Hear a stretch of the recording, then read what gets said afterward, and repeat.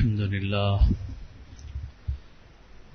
لله نحمده ونستعينه ونستغفره ونؤمن به ونتوكل عليه ونعوذ بالله من شرور أنفسنا ومن سيئات أعمالنا من يهد الله فلا مضل له ومن يضلل فلا هادي له نشهد أن لا إله إلا الله وحده لا شريك له ونشهد أن سيدنا ونبينا ومولانا محمدا عبده ورسوله صلى الله تعالى عليه وعلى آله وأصحابه وأتباعه وأزواجه وذرياته وبارك وسلم تسليما كثيرا كثيرا أما بعد.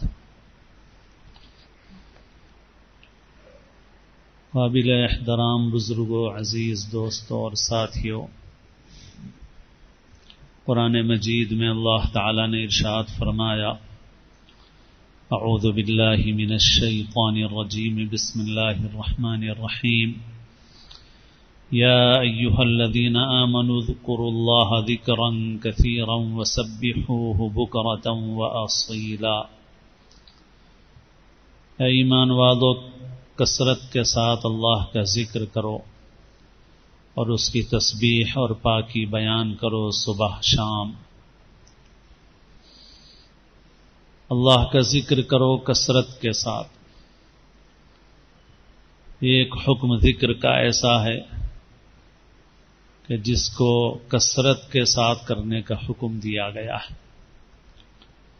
اور اعمال کے متعلق یہ تعبیر اختیار نہیں کی گئی، مگر ذکر کے متعلق یہ تعبیر اختیار کی گئی کہ کثرت سے کرو۔ قرآن مجید میں کئی جگہوں پر یہ حکم ہے، اور وہاں ذکر کے ساتھ، کثرت کے ساتھ ذکر کا حکم ہے۔ نماز اللہ کے ذکر کے لیے ہی ہے۔ اقیم الصلاۃ لذکری، نماز قائم کرو میرے ذکر کے لیے، میری یاد کے لیے۔ حدیث شریف میں ہے کہ جب اہل جنت جنت میں داخل ہو جائیں گے تو ان کو جنت میں کسی چیز کی حسرت نہیں ہوگی۔ دنیا میں انسان کو بہت ساری حسرتیں رہتی ہیں، اور ان حسرتوں کے ساتھ ہی انسان اس دنیا سے چلا جاتا ہے، پوری نہیں ہوتی حسرتیں۔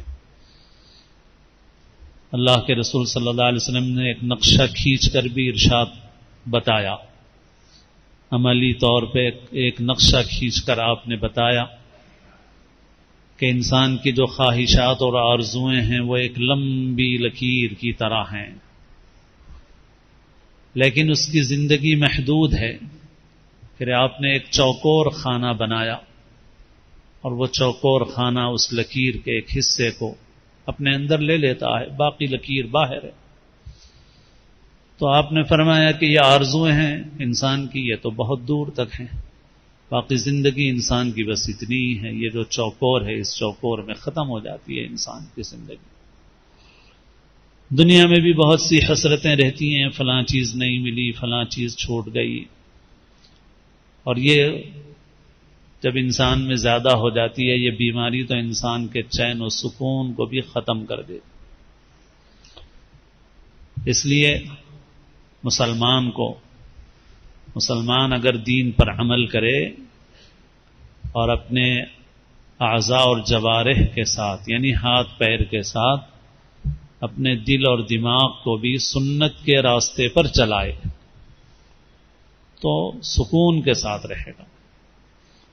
اس سکون کو حاصل کرنے کے لیے لوگ مختلف طریقے اختیار کرتے ہیں۔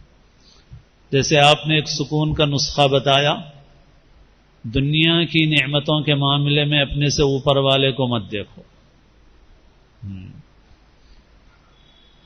دین کے معاملے میں اپنے سے اوپر والے کو دیکھو۔ دنیا کی نعمتوں کے معاملے میں اپنے سے نیچے والے کو دیکھو تو شکر کی توفیق ہوگی۔ اوپر والے کو دیکھو گے تو ہمیشہ ناشکری اور حرص میں مبتلا رہو گے، اور مل جائے اور مل جائے، یہ مل جائے یہ مل جائے، اپنے سے نیچے والوں کو دیکھو، اللہ کا شکر ادا کرنے کی توفیق ہوگی۔ اللہ نے ہم کو اگر گرم گرم دال کھانا بھی کھانے کو دیا تو دیکھو کہ بہت سے لوگ ایسے ہیں جو بچا ہوا کھانا کھاتے ہیں۔ ٹرینوں میں لوگ کھانا چھوڑ کے جاتے ہیں تو اس کھانے کو اٹھا کے کھا لیتے ہیں۔ اللہ نے ہم کو کھانے کو دیا۔ اب اگر ہم یہ سوچیں کہ مرغ نہیں ہے، مچھلی نہیں ہے، کباب نہیں ہے، قورمہ نہیں ہے، اللہ تعالیٰ دے تو اللہ کا شکر ادا کرو، اور اگر اللہ نے یہ دیا ہے تو اس پر بھی اللہ کا شکر کرو۔ اپنے سے نیچے والے کو دیکھو کہ بہت سے لوگوں کو یہ بھی میسر نہیں ہے۔ ہم کو جو سواری ملی ہوئی ہے دوسرے لوگوں کو اتنی بھی سواری میسر نہیں۔ تو بہرحال یہ بھی ایک سکون کا نسخہ ہے۔ ایسے ہی سکون کا ایک نسخہ یہ ہے کہ قد افلح من اسلم ورزق کفافا وقنعه اللہ بما آتاه، کامیاب ہے وہ شخص جو اللہ کا فرما بردار ہو گیا، اس کو بقدر ضرورت اللہ نے روزی دے دی اور اس کے ساتھ اللہ نے اس کو قناعت دے دی، اطمینان دے دی۔ تو میں عرض کر رہا تھا حسرتیں بہت رہتی ہیں انسان کو، یہ چلا گیا، یہ چلا گیا۔ حضرت مفتی محمد شفیع صاحب رحمۃ اللہ علیہ نے تقسیم کے وقت اس ملک سے ہجرت کی، پڑوسی ملک کو۔ یہاں پر گھر تھا، باغ تھا، جو بہت اہتمام سے، بہت لمبی محنتوں کے بعد وہ باغ بنا تھا، وہ گھر بنا تھا۔ لیکن جب ہجرت کی تو باغ بھی چھوٹ گیا، گھر بھی چھوٹ گیا۔ وہاں گئے تو بہت تنگی کے حالات سے بھی گزرے، گو کہ بعد میں اللہ نے بہت وسعت دے دی، لیکن ابتدا میں تو بہت تنگ حالات کا بھی سامنا رہا۔ مگر ان کے صاحبزادے حضرت مولانا تقی عثمانی صاحب نے تحریر فرمایا کہ پھر والد صاحب نے کبھی اس کو یاد نہیں کیا کہ ہائے وہ گھر چلا گیا میرا، وہ باغ چلا گیا میرا۔ اور دنیا میں کتنے لوگ ایسے ہیں جن کو ہم یہ دیکھتے ہیں کہ ان کو اللہ نے بہت کچھ دیا ہوا ہے، مگر پھر بھی اس قسم کی حسرتوں نے ان کی زندگی کو عذاب بنا دیا ہے۔ ایسے لوگ بھی نظر آتے ہیں، بہت پیسہ ہے، بہت مال ہے، بہت جائیدادیں ہیں، کئی کئی گھر ہیں، کئی کئی مکان ہیں، لیکن اگر کوئی چیز چلی گئی ہے تو اس کے اوپر اتنا افسوس ہے کہ اس حسرت اور افسوس نے ان کی زندگی کو عذاب بنا دیا۔ یہی اللہ نے فرمایا فلا تعجبك اموالهم واولادهم انما يريد الله ليعذبهم بها في الحياة الدنيا، منافقین کے متعلق فرمایا، مگر وہ منافقین والی صفت ہے یہ۔ اللہ تعالیٰ نے فرمایا ان کے مال کو دیکھ کے مت سمجھو کہ بہت اچھے ہیں یہ، اللہ تعالیٰ ان کو اس مال کے ذریعے سے دنیا کی زندگی میں عذاب دے رہا۔ تو حضرت مولانا تقی عثمانی صاحب نے یہ شعر لکھا وہاں کے، یہ کہاں کا فسانہ سود و زیاں، جو ملا سو ملا، جو گیا سو گیا، کہو دل سے کہ فرصت عمر ہے کم، جو دلا تو خدا ہی کی یاد دلا۔ یہ حضرت مفتی شفیع صاحب کی زندگی کی تصویر تھی۔ کیا نفع ہوا، کیا نقصان ہوا، یہ قصے چھوڑو، جو گیا سو گیا، جو ملا سو ملا۔ عمر کی فرصت کم ہے، اس عمر میں اگر کچھ چاہیے تو اللہ کی یاد چاہیے، بس اگر کچھ دلانا ہے تو اللہ کی یاد دلا دیجیے۔ یہ کہاں کا فسانہ ہے سود و زیاں، فارسی کے الفاظ ہیں سود و زیاں کے معنی نفع نقصان۔ یہ کہاں کا فسانہ ہے سود و زیاں، جو ملا سو ملا، جو گیا سو گیا، کہو دل سے کہ فرصت عمر ہے کم، جو دلا تو خدا ہی کی یاد دلا۔ تو اہل جنت کو جنت میں جانے کے بعد کوئی حسرت نہیں ہوگی، فلاں مکان نہیں ملا، فلاں پلاٹ نہیں ملا، فلاں زمین نہیں ملی، فلاں جائیداد نہیں ملی۔ کتنے جھگڑے ہیں ہم لوگوں کے، دیکھو ابھی اخبار میں بھائی نے بہن کا گلا کاٹ دیا جائیداد کے لیے، یہ ہے حال۔ وہاں جانے کے بعد کچھ نہیں ہوگا، مگر اہل جنت کو بھی جنت میں ایک حسرت ہوگی۔ وہ کون سی حسرت ہوگی؟ مکان نہیں ملا، بنگلہ نہیں ملا، پیسہ نہیں ملا، جائیداد نہیں ملی، کیا ہوگی حسرت؟ حسرت صرف اس وقت اور اس گھڑی پر ہوگی جو بغیر اللہ کی یاد کے گزر گیا۔ افسوس صرف اس وقت پر ہوگا، کیونکہ اس دنیا میں انسان جو وقت اللہ نے دیا ہوا ہے یہ یوں سمجھو گویا ڈالر چھاپنے کی مشین ہے، نیکیاں چھاپنے کی۔ ڈالر کی تو مثال سمجھانے کے لیے دی جاتی ہے کیونکہ ہماری نظر میں بڑی کرنسی ہے وہ، اور آخرت کی بڑی کرنسی تو نیکی ہے۔ تو اللہ نے یہ جو زندگی دی ہے یہ نیکی چھاپنے کی مشین ہے. دنیا کی سوچ کے حساب سے کہو تو ڈالر چھاپنے کی مشین ہے. اور جو آدمی جتنا اللہ کی یاد میں مشغول ہے وہ اتنا ہی ڈالر چھاپ رہا ہے، یعنی نیکیاں چھاپ رہا ہے، کرنسی جمع کر رہا ہے، وہ خزانہ جمع کر رہا ہے. وہ باقی رہنے والا ہے، یہ ختم ہو جانے والا ہے. تو وہاں جانے کے بعد اہل جنت کو جنت میں بھی کوئی حسرت ہوگی تو حسرت بس اس بات کی ہوگی، اس وقت کی ہوگی جو بغیر اللہ کی یاد کے گزر گیا. اسی وجہ سے کسی اور عمل کے متعلق نہیں فرمایا کہ کثرت سے کرو، مگر ذکر کے متعلق فرمایا کثرت سے کرو. اذکروا اللہ ذکرا کثیرا، اللہ کا خوب ذکر کرو. اسی کے لیے صبح سے شام تک کے اذکار ہیں. نیند سے بیدار ہو تو سب سے پہلے اللہ کا کوئی ذکر زبان پر جاری کرو، کوئی بھی ذکر ہو. الحمدللہ الحمدللہ الحمدللہ کہو. کلمہ طیبہ پڑھو، لا الہ الا اللہ محمد الرسول اللہ صلی اللہ علیہ وسلم. دعا پڑھو، الحمدللہ الذی احیانا بعدما اماتنا والیہ النشور. اللہ کا شکر ہے جس نے موت کے بعد زندگی دی. نیند بھی موت ہے. اللہ یتوفی الانفس حین موتها واللتی لم تمت فی منامها. نیند میں بھی اللہ موت طاری کر دیتے ہیں. اس لیے کچھ لوگ سوتے ہیں پھر اٹھتے نہیں ہیں. اللہ نے اگر اٹھا دیا، ہم کو بیدار کر دیا، تو اللہ نے موت کے بعد زندگی دی. اور جیسے اب مر کے زندہ ہوئے ہیں، روزانہ مر کے زندہ ہوتے ہیں، نیند میں موت میں جا کے پھر باہر آتے ہیں، ایسے ہی مرنے کے بعد جب ایک وقت کے بعد موت آ جائے گی، برزخ میں پہنچ جائیں گے، پھر اس کے بعد پھر دوبارہ اٹھا کر زندہ کیا جائے گا، پھر اللہ کے حضور میں پیش کیا جائے گا. اس کی یاد بھی ہے اس دعا میں. الحمدللہ الذی احیانا بعدما اماتنا والیہ النشور. دعا پھر ہر موقع پر اللہ کا ذکر ہے. بیت الخلاء جاؤ تو اللہ کا ذکر کرنا ہے، اندر زبان سے ذکر نہیں کرنا ہے. باہر نکلو تو پھر اللہ کا ذکر کرنا ہے. وضو سے پہلے بسم اللہ پڑھنا ہے، وضو کے بعد کی دعائیں پڑھنا ہے. اشہد ان لا الہ الا اللہ وحدہ لا شریک لہ اللہم اجعلنی من التوابین واجعلنی من المتطہرین. وضو کے درمیان کی ایک قیمتی دعا ہے جس سے ہم غافل ہیں. وہ کیا ہے؟ اللہم اغفر لی ذنبی ووسع لی فی داری وبارک لی فی رزقی. اے اللہ میرے گناہ کو معاف کر دیجئے، میرے گھر میں وسعت عطا فرمائیے، میرے رزق میں برکت عطا فرمائیے. کیسی پیاری دعا ہے. اللہم اغفر لی ذنبی ووسع لی فی داری وبارک لی فی رزقی. پھر ہر موقع پر دعا. نماز دعا کے ہر موقع پر ذکر ہے. نماز ذکر کے لیے ہی ہے. اقیم الصلاۃ لذکری. نماز قائم کرو میری یاد کے لیے، میرے ذکر کے لیے. وَلَذِكْرُ اللَّهِ اکبر. اللہ کا ذکر سب سے بڑی چیز ہے. اب پھر نماز کی طرف توجہ کرنا ہے. بھائی نماز ذکر والی بنے، یعنی یاد والی بنے. غفلت والی نماز ہے. آج مسجدیں بن رہی ہیں مگر نماز نہیں بن رہی. مسجدیں بن رہی ہیں، بہت توجہ ہے اس کے اوپر. نماز کے بننے میں چکنے پتھر کو، سنگ مرمر کو کوئی دخل نہیں ہے. اس قالین کو، اس چاندنی کو کوئی دخل نہیں ہے.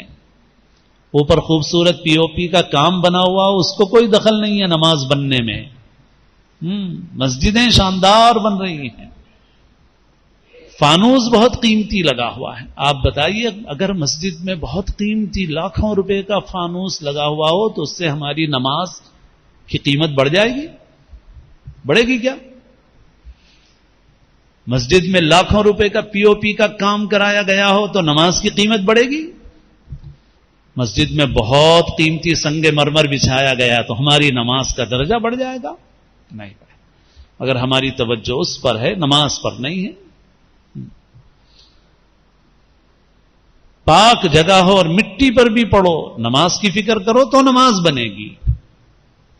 نماز مقصد ہے، عمارتیں مقصد نہیں ہے، چونا مٹی مقصد نہیں ہے. اللہ کے رسول صلی اللہ علیہ وسلم نے تو حدیث میں یہ فرمایا، ما امرت بتشیید المساجد. مجھے شاندار مسجدیں بنانے کا حکم نہیں دیا گیا ہے. اللہ کے رسول صلی اللہ علیہ وسلم نے فرمایا کہ قیامت کی علامتوں میں سے یہ ہے کہ یتباہون فی المساجد، کے لوگ شاندار مسجدیں بنانے میں کمپٹیشن کریں گے، ایک دوسرے پہ فخر کریں گے. دبئی والے نے ایسی بنا دی، امارات والے نے ایسی بنا دی، پاکستان والے نے ایسی بنا دی. قیامت کی علامتوں میں سے بتایا. تو نماز ذکر والی بنے. سورہ فاتحہ ترجمہ معلوم ہے؟ نہیں ہے. غور کر لیں. نماز پڑھتے ہوئے 10 سال ہو گئے، 20 سال ہو گئے، 40 سال ہو گئے، سورہ فاتحہ کا ترجمہ نہیں معلوم ہے.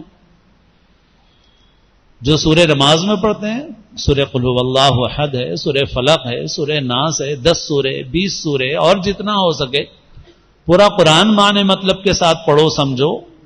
حکم ہے یہ. پھر قرآن پڑھو گے نماز میں تو ذکر کی کیفیت پیدا ہوگی، یاد کی کیفیت پیدا ہوگی. اب قرآن سمجھنے کے معاملے میں افراط اور تفرید ہے. قرآن میں جو علمی مضامین ہیں ان کی تشریح اور تفسیر تو علماء کریں گے، وہ عوام کے لیے نہیں ہے. لیکن قرآن کا بڑا حصہ ان مضامین پر مشتمل ہے جو ذکر اور تذکیر کے لیے ہے، نصیحت کے لیے ہے. جنت کا ذکر ہے، دوزخ کا ذکر ہے، قیامت کا ذکر ہے. اللہ کی عبادت کرو، نماز قائم کرو، زکوٰۃ دو، اللہ کے ساتھ کسی کو شریک مت کرو، والدین کے ساتھ حسن سلوک کرو، رشتہ داروں کے ساتھ حسن سلوک کرو، پڑوسیوں کے ساتھ حسن سلوک کرو، گفتگو ایسی کرو، بات ایسی کرو، اکڑ کے مت چلو، یہ سب چیزیں آپ بتائیے. اس کے لیے عالم ہونے کی ضرورت ہے؟ کوئی بڑا عالم ہوگا تب جا کے اس کو سمجھے گا، ایسا ہے کیا؟ نہیں، ایسا نہیں. بلکہ یہ قرآن کا اعجاز ہے کہ قرآن اپنے اندر بلاغت کا اعلیٰ مقام رکھتے ہوئے بھی اس کے اندر نزول بھی اس قسم کا ہے کہ وہ ایک عام انسان کے لیے قابل سمجھ ہے. انسان کی سمجھ کے اندر ہے، انسان سمجھ سکتا ہے، نصیحت حاصل کر سکتا ہے. اس لیے اس کو چھوڑ دینا بالکل یہ غلطی کی بات ہے، اور امت اس میں مبتلا ہے. اور دوسری طرف ایک اور بے اعتدالی ہے، وہ یہ ہے کہ جہاں 2-4 حرف پڑھ لیے کچھ لوگوں نے تو انہوں نے سارے علماء کو بھی پیچھے کر دیا. سب علماء غلط بول رہے ہیں، خود مفسر بن گئے. اور ایسے بہت سارے لوگ ہیں، بالخصوص سوشل میڈیا، یوٹیوب وغیرہ پر ایسے بہت سارے لوگ ہیں. ہمارے نوجوانوں کو دین سیکھنے کے لیے اس پر ڈیپینڈ نہیں ہونا چاہیے. کسی ایسے شخص سے جس کے پاس علم اور تقوی ہو تعلق رکھنا چاہیے، اور اس کے مشورے سے، اس کی اجازت سے اس میں سے کوئی چیز سنیں. ورنہ کچھ دن پہلے فتنے ہیں ہمارے گلبرگہ شہر میں، اس شکیلیت کا فتنہ تھا. ایک شکیل بن حنیف اپنے کو مہدی کہتا ہے، نبوت کا گویا دعویٰ کر دیا اس نے. لوگ اس کے جال میں پھنسے ہوئے ہیں. اس کی جب پکڑ دھکڑ ہوئی تو معلوم ہوا وہ ایک اور کوئی نکلا یوٹیوب پہ، اس کا نام میرے ذہن میں نہیں رہا. تو گلبرگہ میں معلوم ہوا تو 200-300 نوجوان ایسے ہیں جو یوٹیوب پہ سنتے سنتے اس کے فالوور ہو گئے. وہ گمراہ ہے، بالکل کفر کے راستے پہ لے جا رہا. تو ایسے ہی کچھ لوگ ایسے ہیں جو ذرا 2-4 لفظ پڑھے اور انہوں نے سمجھا کہ بے سارے علماء کو ختم کرو صاحب، ہم جو سمجھ رہے ہیں وہ صحیح ہے. یقیناً یہ گمراہی ہے، لیکن دونوں باتیں غلط ہیں. یہ افراط بھی غلط ہے اور تفرید بھی غلط ہے.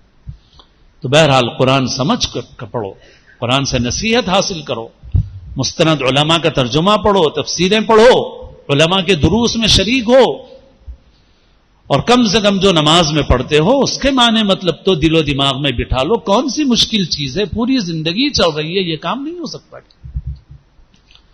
اخیر میں دعا ہے، دعا بھی سمجھ کے پڑھو. اللہم انی ظلمت نفسی ظلما کثیرا، اللہ میں نے اپنے آپ پر بہت ظلم کیا.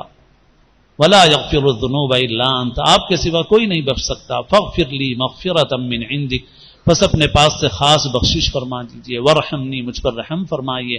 انک انت الغفور الرحیم، آپ ہی بہت بخشنے والے، بہت رحم فرمانے والے. معنی مطلب سمجھ کے دل سے مانگو تاکہ نماز ذکر بنے، اللہ کی یاد بنے، غفلت والی نماز نہ بنے، یاد والی نماز بنے. پھر نمازوں کے بعد کے ذکر اذکار ہے، ان کا بھی اہتمام کرنا چاہیے. ہاں کوئی ضرورت ہے، وعدہ ہے، ملازم ہے، کوئی آفس کا وقت ہے، کورٹ کا وقت ہو رہا ہے، مجبوری ہے، ٹھیک ہے جاؤ، چلتے چلتے پھر ذکر پورا کرو، جا کے موقع ملے پوری تکمیل کرو اس کی. لیکن جن کو ایسی کوئی چیز نہ ہو، گاڑی کے پاس ٹھہر کے 15 منٹ آدھا گھنٹہ لگا دیں گے. تھوڑی دیر تسبیح فاطمہ پڑھ لو، آیت الکرسی پڑھو، سورہ فلق، سورہ اخلاص، سورہ فلق، سورہ ناس پڑھ لو. کتنے لوگ عاملوں کے اور عملیات کے چکر میں پڑے ہوئے ہیں اللہ کے رسول صلی اللہ علیہ وسلم کا بتائے ہوئے وظیفے ان کو نہیں پڑھتے، ان کو پڑھو تو ضرورت ہی نہیں رہے گی ان ساری چیزوں کی.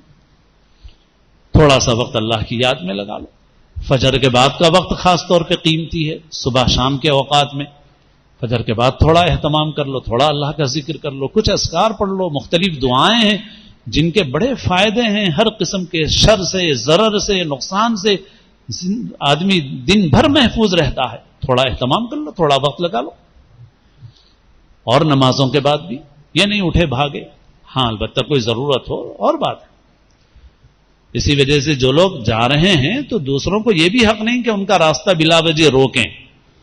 ہو سکتا ہے ان کو کوئی واقعی مجبوری ہوگی، یا وہ اپنے گھر جا کے سنت پڑھتے ہوں گے، ذکر اذکار پڑھتے ہوں. باقی اپنے دوستوں میں جو دکھے کہ بھئی غفلت سے وقت گزار رہا ہے اس کو ذرا توجہ دلاؤ. بھائی گاڑی کے پاس ٹھہر کے 15 منٹ ہو گئے، 5 منٹ میں 2 رکعت سنت پڑھ لیتے تو کیا جاتا، 5 منٹ کے ذکر اذکار کر لیتے تو کیا جاتا، فائدہ ہو جاتا. تو غرض ذکر کا اہتمام. اور ایسے ہی پھر زندگی کے ہر مرحلے میں ذکر ہے. جمعہ کے متعلق حکم سورہ جمعہ میں دیا گیا کہ جمعہ سے پہلے جمعہ کی طرف متوجہ رہو، اذان کے بعد کوئی دنیا کا کام مت کرو. فسعوا الی ذکر اللہ وذروا البیع، خرید و فروخت چھوڑو، نماز کی طرف دوڑو. اور جب نماز ہو جائے فإذا قضیت الصلاة فانتشروا فی الارض، جب نماز پوری ہو جائے زمین میں پھیل جاؤ. وابتغوا من فضل اللہ، اللہ کی روزی تلاش کرو. مگر ابھی بھی ذکر سے چھٹی نہیں ہوئی. نماز تو فجر پڑھی، ظہر پڑھو گے، ظہر پڑھی، عصر پڑھو گے، لیکن ذکر سے چھٹی نہیں ہوئی. جاؤ بازار میں جاؤ، کاروبار کرو، مگر وَاذْكُرُوا اللَّهَ كَثِيرًا، کثرت سے اللہ کا ذکر کرو. تاجروں کو کتنا وقت ہوتا ہے کہ وہ بیٹھ کے اپنی دکان پہ دنیا کے نفع کے ساتھ ساتھ آخرت کا نفع کما سکتے ہیں، خوب ذکر کر سکتے ہیں. مگر افسوس کہ بکواس میں، جھوٹ میں، گالی گلوچ میں، ٹی وی دیکھنے میں، غیر معیاری مسخرے پن میں وقت گزر جاتا ہے. اور کسی حافظ کو بلا کے بٹھاتے ہیں قرآن پڑھو، وہ بھی بے ادبی ہے. تم پڑھو نا، تمہارا ہاتھ کیوں نہیں اٹھتا، تمہاری زبان کیوں نہیں چلتی، تمہاری زبان صبح سے شام تک بکواس میں چلتی ہے، اللہ کا ذکر نہیں کرتے. کتنا اچھا موقع ہے ان کو کہ وہ دکان پہ بیٹھے ہوئے ہیں، اللہ کا ذکر کرتے رہیں، تلاوت کرتے رہے. اور اللہ نے فرمایا جاؤ بازار جاؤ، بازار میں بھی ذکر کرو، ذکر سے چھٹی نہیں ہوئی ابھی. یہاں تک کہ اذا لقیتم فئۃ فاثبتوا واذکروا اللہ کثیرا، جب تمہارا جنگ میں دشمن سے مقابلہ ہو تو ثابت قدم رہو. اور جنگ میں بھی ذکر سے چھٹی نہیں ہے. فاثبتوا واذکروا اللہ کثیرا، ثابت قدم رہو اور کثرت سے اللہ کا ذکر کرو. غرض چھٹی ہے ہی نہیں ذکر سے. یہ ڈالر چھاپنے کی مشین ہے، جتنی چلا سکو چلاؤ مرنے تک، جس حال میں اس حال میں، بیماری میں ہو، کھڑے ہو، بیٹھے ہو، لیٹے ہو، ہر حال میں، ہر حال میں اللہ کا ذکر کرو. تو ذکر کثرت کے ساتھ. اور دل کی، ایک سے زبان سے ذکر، ایک ہے دل سے ذکر. زبان بھی ذاکر ہو، دل بھی تو متوجہ ہو جائے. اور کم سے کم زبان بھی اگر مشغول ہے تو بھی اللہ کی بڑی نعمت ہے. اللہ سے مانگتا رہے کہ اللہ ذکر قلبی بھی نصیب فرما. اللہ تعالی ہم سب کو محض اپنے فضل سے، اپنے کرم سے ذکر کی توفیق اپنے کرم سے نصیب فرمائے. اپنے ذاکر، اپنے محبوب بندوں کے طفیل میں اللہ تعالی ہمیں بھی